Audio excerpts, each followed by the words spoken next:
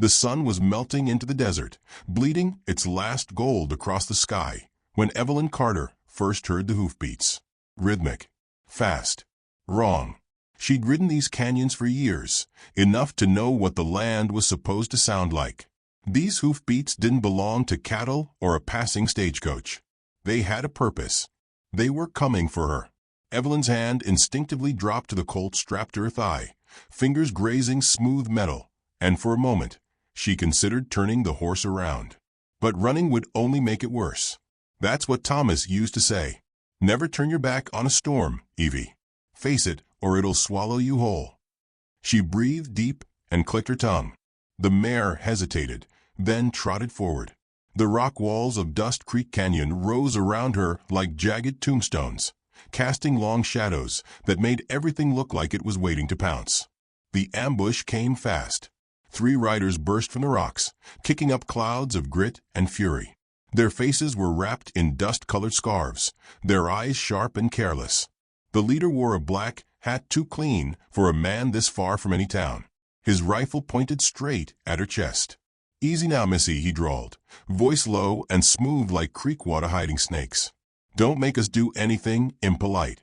Evelyn didn't answer. She pulled her pistol and fired the moment the last word left his mouth. Chaos erupted. Her mare screamed and reared, hooves slamming the ground as bullets cut the air. One man toppled from his saddle, a red mist trailing behind him. Evelyn twisted and fired again, hitting nothing but dust. She ducked low, urging her horse to run, but another shot cracked the air and the animal shrieked, collapsing beneath her. She hit the ground hard. The wind slammed from her lungs. Dust filled her mouth. The world tilted. Hands were on her. Rough, hard mail. She kicked, bit, thrashed. Someone cursed. A fist found her jaw, and darkness flirted at the edge of her vision. But Evelyn Carter was not built to break easy. "You sons of," she growled, blood in her mouth, but the words were smothered by a gag. Black Hat leaned close. His breath smelled like whiskey and rot. That was a mighty, unladylike welcome. "Sheriff Claiborne sends his regards." Sheriff Claiborne. Of course. That bastard had been circling her ranch like a vulture for months. First with offers, then threats. Now this. She tried to scream, but the rope bit into her wrists, and the gag choked her words. They lifted her roughly onto another horse, tying her to the saddle like a sack of grain. Dust stung her eyes. The canyon spun. They rode through the night.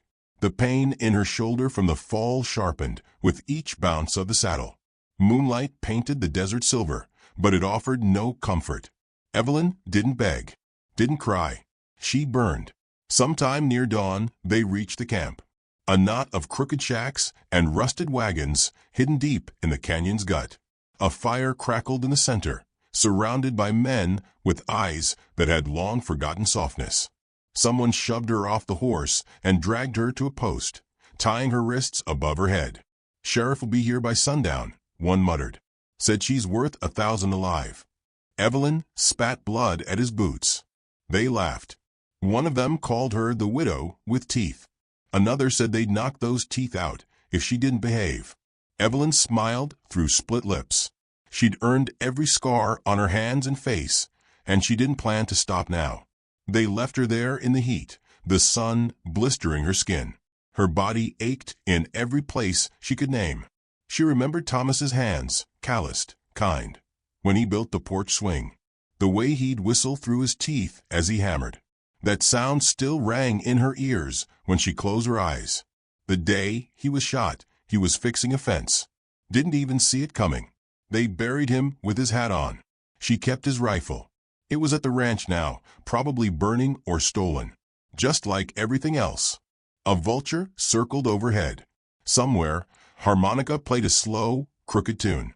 Evelyn let her head drop, letting the ache carry her downward. But from the corner of her swollen eye, she saw something shift in the rocks. A figure. Not one of the gang. This man didn't strut. He stood like a shadow that knew how to wait. Wide-brimmed hat low.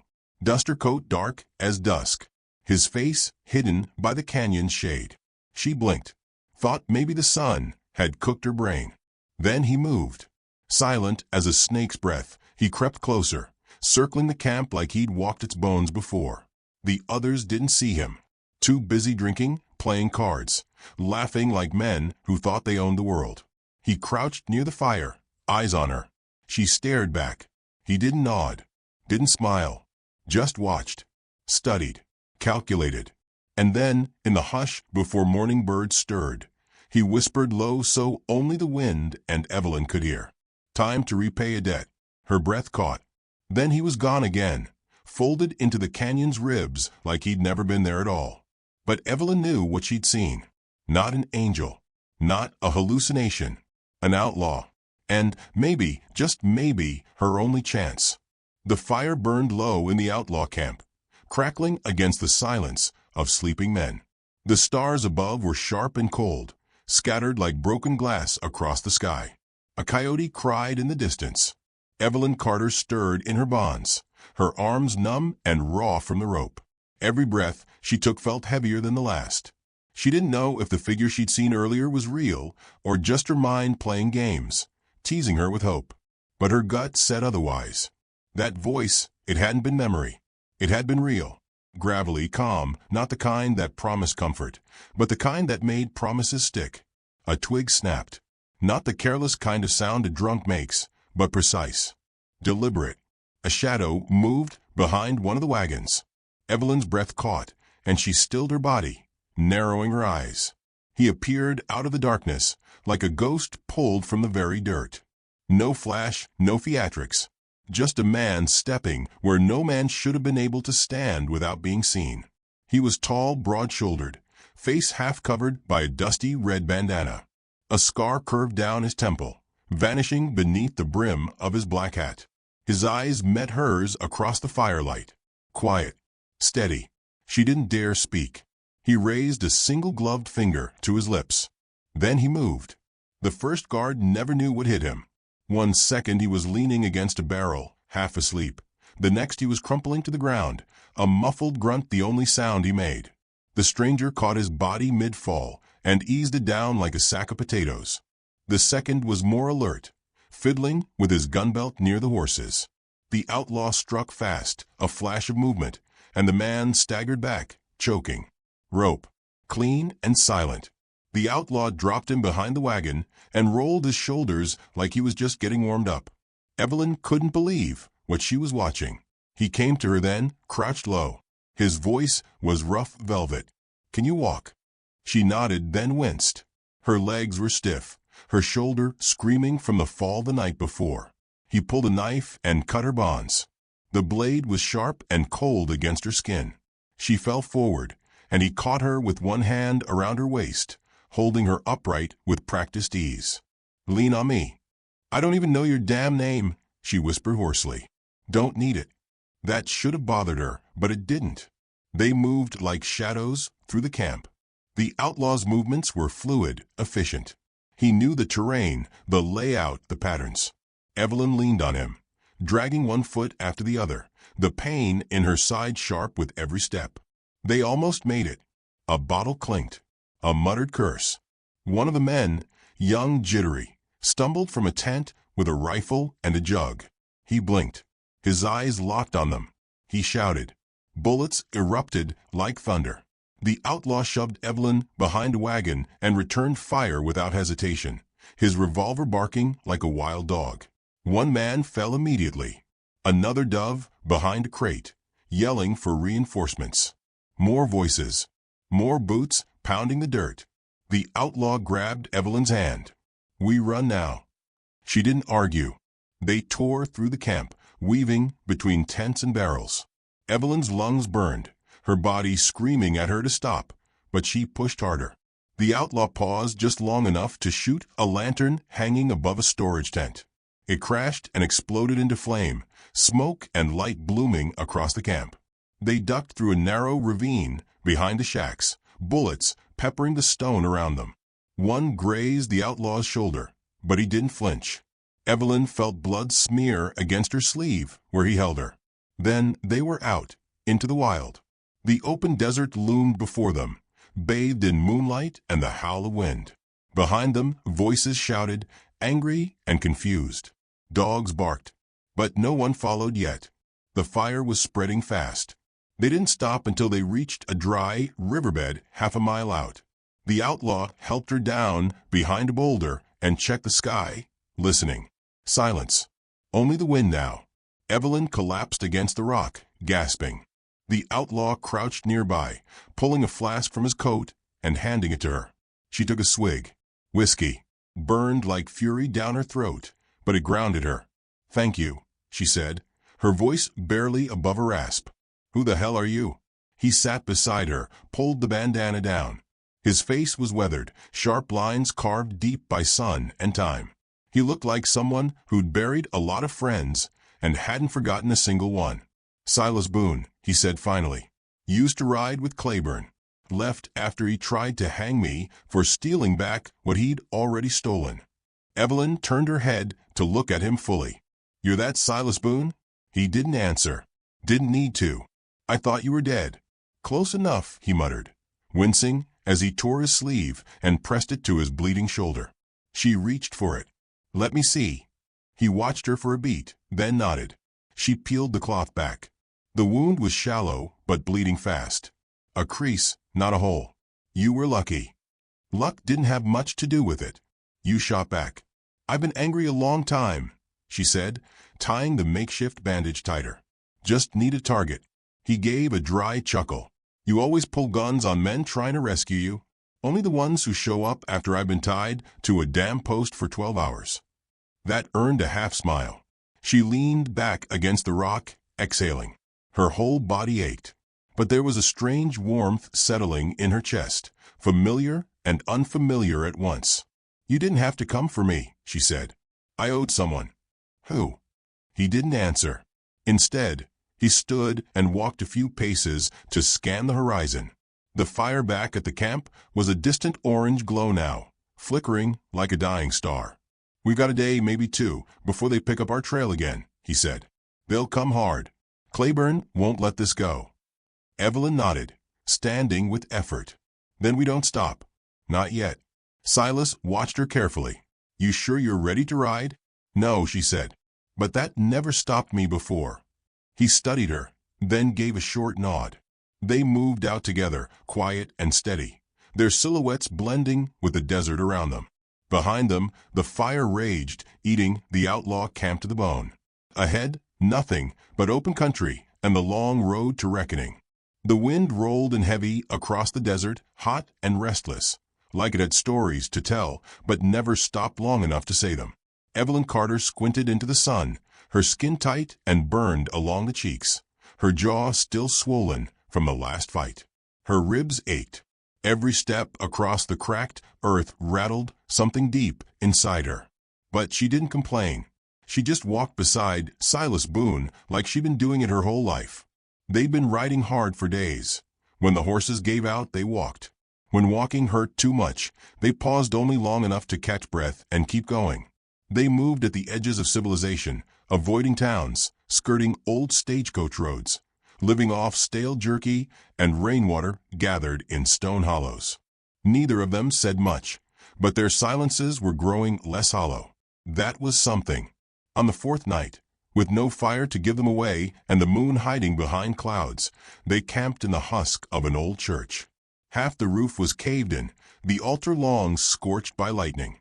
Evelyn sat against the crumbled wall, watching Silas carve a piece of wood in slow, even motions with his knife.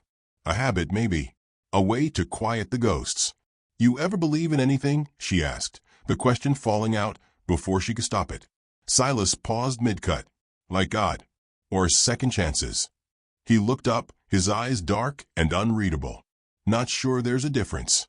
Evelyn pulled Thomas's locket from her coat, thumb brushing its scratched surface.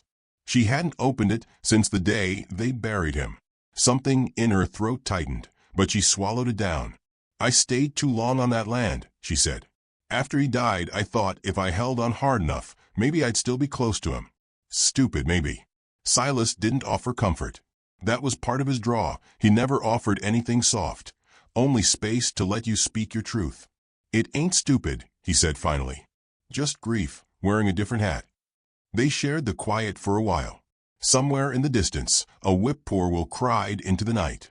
"You said you owed someone," she said. "Back when you pulled me out of that camp."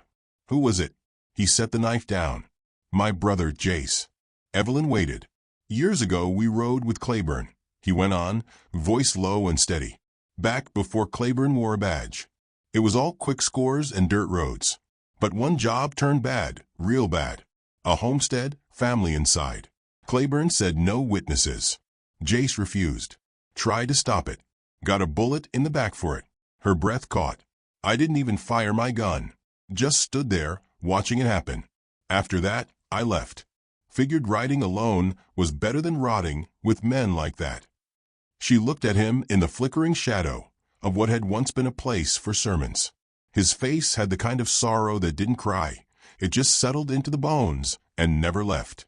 "Claiborne killed your brother," she said softly. Silas nodded. "And when I saw what he was doing to you, I knew it was time." Evelyn didn't reply. She just reached into her coat, pulled out her last cigarette, and lit it with a trembling match. She passed it to him when she was done. He took a slow drag, like it was a ritual. They were both running from the same man. The difference was she'd only just started. He'd been running his whole life. By dawn, they were already moving. They passed through old mining tracks, coyote dens, the sun clawing at their backs. Around midday, Silas stopped abruptly, hand in the air. Evelyn followed his gaze. Tracks. Fresh ones. Deep hoofprints and boot scuffs. Not more than a few hours old. "Bounty hunters?" she asked. "Could be," Silas muttered. "Could be worse." They moved off the trail, careful, slow. The heat bore down like a furnace. Then came the sound, faint at first, then growing. Voices. 4 of them, maybe 5. Laughing, shouting. They crept up a low ridge and saw them. 5 men around a campfire. 2 horses tied, a kettle boiling. One of the men stood apart, tall, gray coat, slick beard, rifle slung lazy over one shoulder. Silas stiffened. "Jed Hawley. You know him." "Rode with him. He's a tracker. Hired gun. Claiborne must have put a price on us already." Evelyn scanned the camp. She spotted a rifle leaning against a rock nearby. "We wait until dark. No time. They'll be on us before we get a head start." "So," Silas glanced at her, then at the rifle. "You up for this? I didn't come this far to get dragged back in a sack." That was all it took. They moved like a 2-person storm. Silas circled wide, while Evelyn crept low through the brush, every muscle screaming, her palms scraped and bleeding. She reached the rifle and crouched behind the boulder just as the shouting started. Silas stepped out into the open, revolver raised. "Jed." The men scrambled. Jed turned, stunned. "Boone? I figured you'd be worm food by now." "Not today." They traded words, but Evelyn didn't hear them. Her breath came fast and hard. Her fingers tensed on the trigger. Then everything happened at once. Jed raised his rifle, too slow. Silas fired. Missed. Someone else opened fire. Evelyn rolled out, sighted, and shot. A clean hit. One man dropped, screaming. She kept moving, keeping low. Gunfire cracked the air. Silas was a blur, moving between shots, hitting clean. But then he stumbled. Jed clipped him in the leg. Silas went down hard behind a log. Evelyn surged forward. Bullets sprayed dirt around her boots. She dove behind cover and returned fire, forcing 2 men back. One came around to flank Silas. Without thinking, she stood up and ran straight into the open, yelling. The flanker turned, surprised, and she pulled the trigger. The shot split the air, and he crumpled. Silas groaned, clutching his leg. "Hell, woman, warn a man before you go playing hero." "Don't play hero," she snapped. "Just return favors." They finished the fight in silence. When the smoke cleared, for bodies lay cooling in the dust. Jed was gone, vanished during the chaos. A blood trail led off into the brush, but it wasn't worth chasing. Evelyn sank to her knees beside Silas. His face was pale, sweat shining along his brow. "Through and through," he muttered, nodding to the wound. "Clean." She bound it with strips torn from her shirt, fingers shaking. "You saved me," he said. You already saved me, she answered. We're even. He gave a weak grin. You got one hell of a shot. I had a good teacher, she replied, blinking fast. That night, they camped beside a dried-up creek bed, the stars flickering high above them. Silas slept fitfully, groaning in his fevered dreams. Evelyn kept watch, rifle across her lap. Her hands trembled less now. The fire was low when she finally allowed herself to breathe. She opened Thomas's locket for the first time in months. Inside was a tiny photo, faded and worn, and a curl of hair. Hey, sweetheart, she whispered. Don't worry about me. I'm not lost anymore. The desert was vast and merciless, but somewhere out there, Sheriff Claiborne still breathed. And Evelyn Carter had found her aim again. The town of Drywater sat brittle under a sky so blue it looked painted. Dust coiled down its main street in restless swirls, slipping between buildings like ghosts too stubborn to leave. It was a place that had once dreamed of railroads and silver, but had long since settled for rust and silence. Evelyn Carter rode in through the haze, her hat low, her husband's rifle strapped across her back. Her clothes were stiff with dust, her knuckles scraped raw. She didn't slow her horse. She didn't blink. Every eye in town turned to her, from the blacksmith's porch to the warped saloon windows. They stared not because they didn't recognize her, but because they did. She rode like a woman with nothing left to lose. Beside her, Silas Boone limped along on a borrowed mare, face pale but hard. The wound in his thigh had stopped bleeding days ago, but the pain still lingered in his jaw, in the way his hand hovered near his gun like second nature. They had come for Claiborne. There'd be no more hiding, no more running. Evelyn had let fear take the reins long enough, and it had cost her everything. Now it was time to pay it back, with interest. She dismounted in front of the sheriff's office, boots thudding into the dirt like drumbeats. Silas remained in the saddle, scanning the rooftops, the alley mouths, every shadow with a tracker's instinct. He knew Claiborne wouldn't wait quietly behind a desk. Evelyn stepped up onto the boardwalk and shoved the saloon-style doors open. The sheriff was already there. Sheriff Claiborne sat at his desk, tipping back in his chair like he didn't have a care in the world. He hadn't aged much, same lean frame, same smug mustache curled at the ends, same eyes that never smiled even when his mouth did. Well, he drawled. Ain't this a picture? The widow Carter. And my old friend Boone. You two look like hell. Evelyn didn't answer. She unstrapped the rifle and laid it across her arms like she was cradling a child. Claiborne raised an eyebrow. I take it you ain't here to surrender. Silas stepped in behind her, slow and quiet. We're here to finish it. Claiborne's smile didn't falter, but his hand moved just slightly toward the drawer at his side. Funny thing about vengeance, he said, is it don't bring no one back. You got your man buried in the dirt, same as I got mine. Maybe it's time we let the dead rest. Evelyn stepped forward, and for a moment her voice was soft. You burned my home. You put a price on my head. You sent men to tie me like a dog to a post. My husband didn't die in a fair fight. He died because he said no to you. So don't talk to me about rest. The sheriff sighed and stood, slow, measured. You were always too proud for your own good. Thomas was better than you'll ever be. Thomas was a fool who got in the way of progress. Evelyn didn't blink. Say his name again. Claiborne opened the drawer, fast. But she was faster. The rifle cracked like thunder. The sheriff staggered back, blood blooming across his vest, a look of shock crawling across his face, as if he hadn't truly believed she'd do it. He fell sideways into his chair, gurgling something that never finished becoming a word. Silas moved forward, gun raised in case one of the deputies burst through the back, but none came. It was done. For a long moment, the room held its breath. Evelyn stood in the smoke, eyes burning, jaw clenched. Her hands didn't shake. Silas lowered his weapon. You all right? She exhaled slowly. No. But there was no regret in her voice. Only release. They walked out together into the blinding sun. A small crowd had gathered, faces wide-eyed, silent. No one moved to stop them. Claiborne's shadow had stretched over Drywater for too long. People here knew justice when they saw it. Evelyn stepped down from the boardwalk and looked around like she was seeing the place new. Her gaze landed on the church steps where she and Thomas had once danced after Sunday services. Her throat tightened, but she pushed it down. "What now?" Silas asked. She turned to him. "You still got people after you?" "Probably. You want to keep running?" He squinted into the horizon. "Not unless you're riding with me." She studied him. There was a time she might have laughed at that. A time when outlaws were the villains in her world. But Silas wasn't just an outlaw. He was something else now. So was she. "No," she said. "I'm not running anymore." A beat passed. Then she added, "You want to help me rebuild?" He looked at her, surprised. "I've still got land," she said. "Fire didn't take the roots.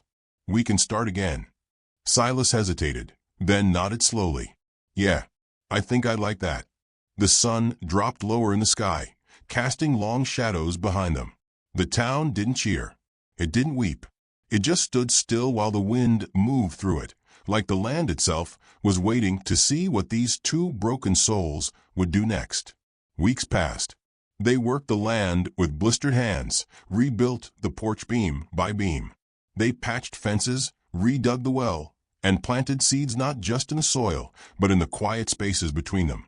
Evelyn laughed again, slowly, like a door creaking open for the first time in years. Silas began sleeping through the night without his gun under his pillow. They didn't speak of Claiborne again, not out of fear, but because justice, once served, didn't need repeating. And on the porch of their half-built house, with twilight painting the sky, Silas leaned back in a rocking chair and glanced at Evelyn beside him. "You still think second chances are the same as believing in God?" She smiled faintly. "Not anymore." "Which one do you think this is?" She turned to him. "Both." Far beyond the hills, the dust kept rising. The world was still hard, still unforgiving. But some storms, Evelyn had learned, were worth riding into head-on. If this story moved you, don't forget to like, subscribe, and share your thoughts in the comments. These tales live on when folks like you keep 'em writing.